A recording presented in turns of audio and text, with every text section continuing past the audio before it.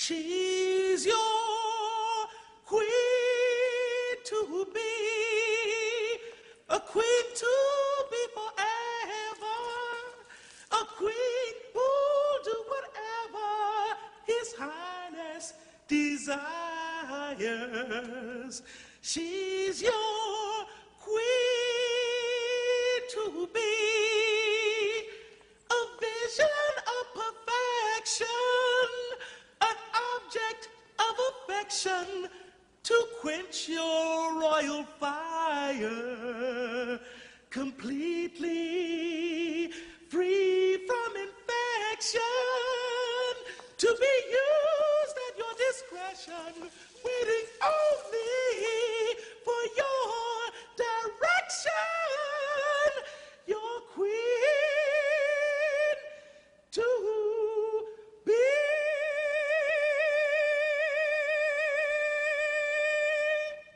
All right, so what's up? This is Brother Hondo Sotomayor. I've been doing a lot of thinking about, this whole goddess and queen phenomenon.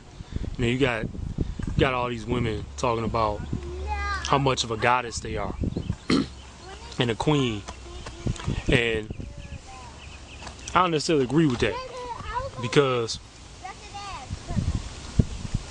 a queen, just by the very nature, the title indicates that you've gone through rites of passage, you've gone through training in economics, politics, language, decorum, etiquette, manners, custom. You've gone through all that. You know how to eat properly. All right? That means that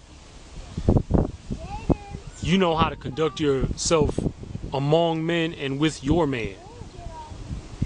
And the vast majority of queens throughout history, ancient and modern times, they were married. Now, what's disturbing the most is that the women who claim that they are queens and goddesses, they come from a particular demographic. Usually, and this is usually, they are women who are from the black conscious crowd, and they have no man and they have children. So again, these are primarily black American unmarried mothers. So he's got a big problem here. What's he supposed to do? Because his name is typed in on a document. When he left with the car and I had kids, he tells my brother, oh, well, she tried to make me suffer, so I'm going to make her suffer. I got to go to work and my daughter got to go to school. So what about that? Yeah, he was a man and he helped me out when I was pregnant. He was a damn good man when I was pregnant. He was there for me. But hell no, don't leave, nigga, and I got kids. But they're not his kids. No, they're not his kids. I'm not holding him to that. And look at your attitude. I never held him to that. He tried to help you out, so I never held him to that, because I don't need nobody for nothing. But I just admitted, yes, he was a good man. Excuse me. What is he supposed to do? She said, I tried to help you out, so I signed on, and now you're doing me this way. You won't pay the car off. You won't let me have the car and pay it off. So I'm stuck with a car with my name on it that I'm being paid.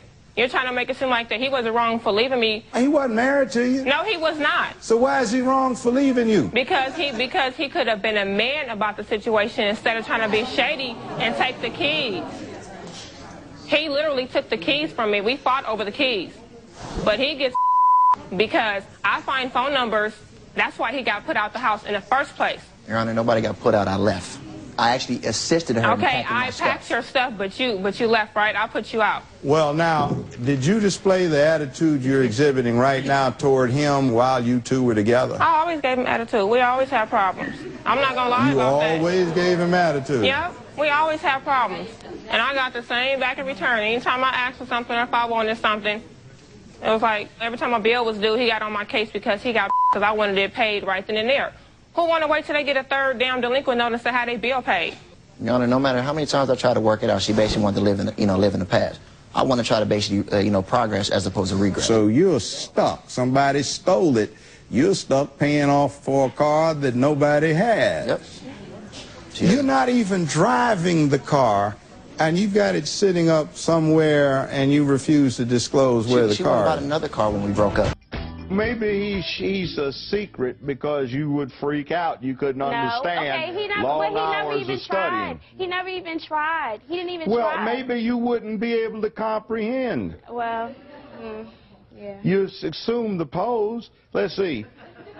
Now, he's a track star, full athletic scholarship, and he will have a Bachelor of Science, I heard your remark over there, in electronic engineering from a 4-year university. You are 20 and unemployed. Now. So you wouldn't even understand. Okay. But you never even let me finish my story. You never even let me finish telling you how did all this happen. All right. Okay, anyway, I had been watching him for 2 days. The first day, he was just sitting in the car waiting at the campus. The second day was the day that he got caught. And caught doing what? Cheating. He was still with the girl. Well, you say you saw him come out of the dorm. Yes, he came out the dorm, and then a couple of minutes later, that's when she walks out talking about, why are you still here? Can't you see that he doesn't want to be with you? And that's when he looked me in my face and claimed the girl to be his girlfriend. Well, he moved on. He upgraded. Okay, well, he should have said that. Upgraded. Well, that still doesn't excuse the fact why he lied. And that's why lied? Yeah, lied. You don't have any papers on him. Okay, well, he still lied. He was with the girl. So what? So, he lied. Maybe he's thinking about you. That's why his tires got slashed. Maybe and I enjoyed the noise, you know. Phew. Well, maybe what was going on is, whew, you walk up in there and start acting a fool. I sure did. The other one says, wait a minute. Wait. Baby, you don't have time for this hood rat over here. Got hand on hip. Yeah, look at him. Yeah, I did it, but he had it coming. That's hood rat.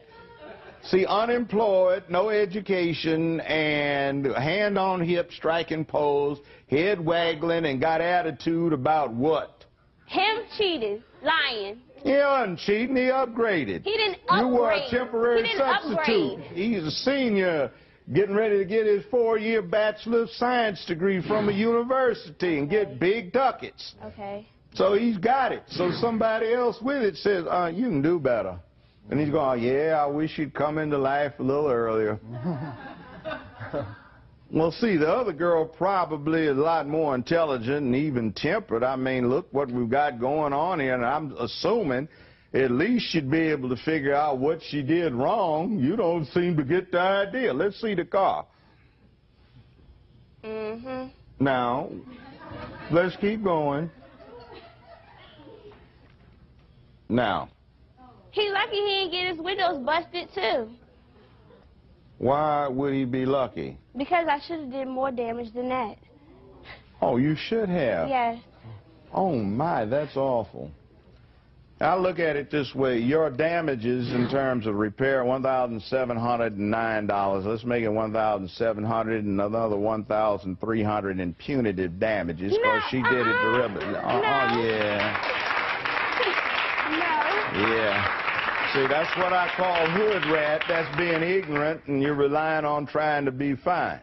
But you see, there are some very intelligent women that are doing some things with themselves other than being 20 and unemployed and acting like a hood rat. Okay, and I'm not he said, oh, let me get an upgrade. Yeah. Upgrade. He got an upgrade. Senior. She'll be next year, junior now. Okay, wait a minute, in electronic engineering, and that's a hell of a lot more advantageous to him than unemployed with hood rat attitude. Talking about he lucky, all I did is flatten all 4 tires. Sure did. It's going to cost her another $1,000. Jurisdiction limit's $5,000, so your recovery is going to be $4,000, $1,700. And $2,300 punitive. And, my dear, this is binding, and it supersedes any other applicable state circumstances. And you signed the contract. That's it. There's no appeal. Therefore, you got $2,300 in punitive damages you're staring at for your ignorance. Now, you take it as a little lesson and enlightenment. Yeah. Now you're giving him a shot of wisdom and understanding. I ain't got to put up with no hood rat when I can get fine and intelligent and on my side and knows what I'm talking about and is right there at 12 midnight understanding what the load's about rather than, where are you? You expect me to believe you working at midnight? Well, get ready for it. Look at, got the hip position. Head on. Look at it. Hey. You get your award, young man. Move on. Stay away from this type. You don't have to do that. Enjoy. Thank you, Judge Ron. Now, when you start going for bad, let me tell you something. See, you cold-cocked him, you sucker punched him. Yeah, win, lose, or draw. Yeah, I fights. Yeah. I'm trying to help you out so somebody doesn't kill your fool self. Let's try this. You got a cloud of death hanging over your head because you've been failing. Somebody tried to get your tacky head self off in college, and you running around here trying to perpetrate that you're an ignorant hood rat that got as far as college, but you can't talk anymore. And you're trying to talk about my dead homies. See, that doesn't bother me because, excuse me. You listened to his side of the story, but you didn't listen to my side of the story. Dead homies, I never said that. What's your excuse for hitting him? What's your excuse for hitting him? My excuse for hitting him is because he put his hands on me first, sir. Yeah. He was telling me. Well, he had a right to take hands upon you and throw your dumb behind out the front door. I told him I was leaving his house. That's what a bouncer does. I told him I was leaving his house, you know what I'm saying? He tried to push me out, literally, you know what I'm saying? Really, he could eject you. That's what he did. You said that so you hit him. I never said that I hit the dude, you feel me? You know what I'm saying? He put his hands on me, trying to put me out his house and you feel me? I didn't never say that I hit the dude. We're supposed to be talking about the case and you talking about me. You hit him. But I ain't the one walking around with a dress on, you feel me? So, I mean, we going there? You feel me? Well, okay, let's take what you got on. First time I saw that, you've been listening to your 14-year-old aunt talk about she wants bling. What's the man need jewelry for? What's on your finger? What's on your finger? Well, look, my man. Yeah. That is a wedding ring. It means I have a wife. But still, it means I know. I don't have any problem. So you are not that tough. But you see, the bottom line is this. These young boys are so desperately in need of men to give them man training.